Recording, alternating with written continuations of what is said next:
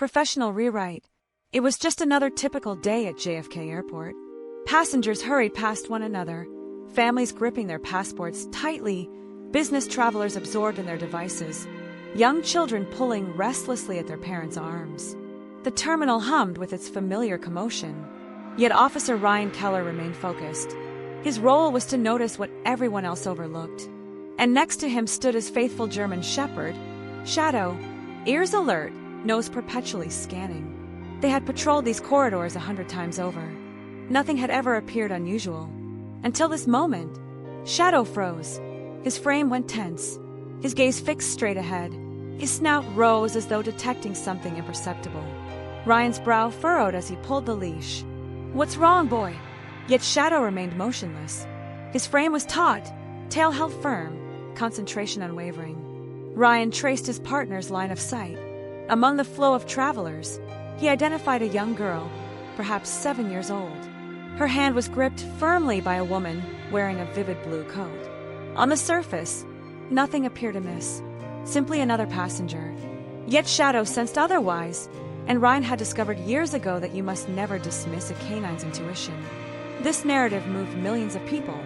If it resonated with you, please let us know with a like, comment yes, and subscribe or follow for more incredible stories like this one. Now back to the narrative. The officer's eyes sharpened. That's when he detected something unusual. The child's unoccupied hand, tiny fingers quivering as she flattened it against the rear of the woman's coat. Not a greeting, not an innocent motion. It was intentional, a distress signal. Ryan's heartbeat accelerated. The child's posture was hunched forward, her stare fixed downward, mouth sealed tightly as though she was petrified to utter a word. And then she risked one swift look. Her eyes connected with Shadow's wide, imploring, glistening with terror. Then immediately, she dropped her gaze again. Ryan's gut twisted. This wasn't random chance. This was a plea for rescue. "All right, boy, lead the way." Shadow pushed ahead, claws tapping against the gleaming floor. Ryan kept pace, navigating through the masses. The woman in the blue coat never turned around. Her hold on the child's wrist was steady, dominating. The girl's hand touched her coat once more, trembling more violently now. Ryan recognized that gesture. He'd witnessed it previously in individuals too frightened to voice their fear. Shadow emitted a low rumble deep within his throat. Passers-by scarcely paid attention. Too preoccupied, too absorbed. But Ryan was watching. He tracked them discreetly until they arrived at a security station. The woman presented documents, her expression overly practiced, her tone excessively cordial. The officer behind the counter examined the papers with suspicion. Something wasn't right. And then Shadow let out a bark, one piercing authoritative sound that echoed throughout the entire terminal. Attention shifted, people became still. The girl's mouth quivered. Soundless words shaped themselves that Ryan could interpret even without hearing them. "Help me." Ryan's chest tightened. The boy next to her, no more than 5 years old, held a plush toy as if it were his only refuge in the world. The woman's composure faltered. She reacted sharply. "Is there an issue?" "Officer, these are my children." Yet her grasp constricted around the girl's wrist. The child recoiled from the pain. Shadow barked once more forcefully this time, fangs visible as he strained against his restraint. The gathering crowd formed a ring around them, murmurs traveling quickly. Ryan moved forward, credentials displayed. "Ma'am, I'm going to need you to step to the side."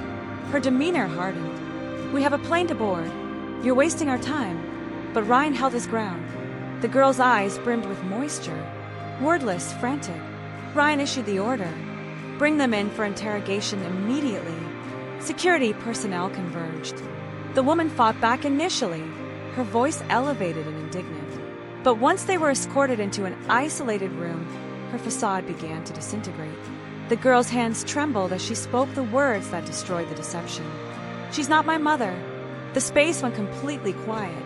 Shadow, resting near the entrance, raised his head as though he had anticipated that revelation from the beginning. Investigators examined the paperwork. They were fraudulent. Under interrogation, the woman's account fell apart.